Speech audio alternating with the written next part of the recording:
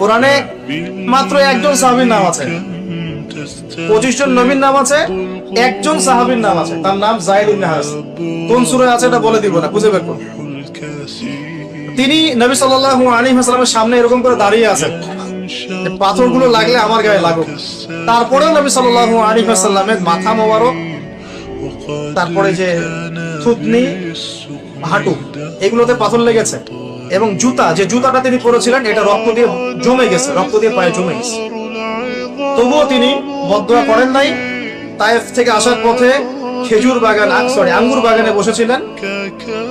আঙ্গুর বাগানে বসা অবস্থায় মালাকুল জিবাল এসেছে, পাহাড় পর্বত নিয়ন্ত্রণকারী ফেরেশতা, সাথে জিবরাইল আলাইহিস সালাম। তারা এসে বলছেন, ইয়া রাসূলুল্লাহ, আপনার সাথে যে আচরণ করা হয়েছে আমরা দেখেছি, আল্লাহ দেখেছেন।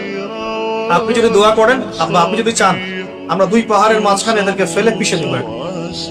নবী সাল্লাল্লাহু আলাইহি ওয়াসাল্লাম বলছেন, শুনেন কি বলছেন। তিনি বলছেন, বাল আরজু, বরং আমি এটা চাই, আইয়ুখরিজাল্লাহু মিন আসলাবিহিম কওমুন, আল্লাহ পাক তাদের ঔরস থেকে এমন একটা সম্প্রদায় যেন বের করেন, আল্লাযীনা ইয়াবুদুনাল্লাহ ওয়া লা ইউশরিকুনা বিহি শাইআ, যারা আল্লাহর ইবাদত করবে তার সাথে কাউকে শরীক করবে না।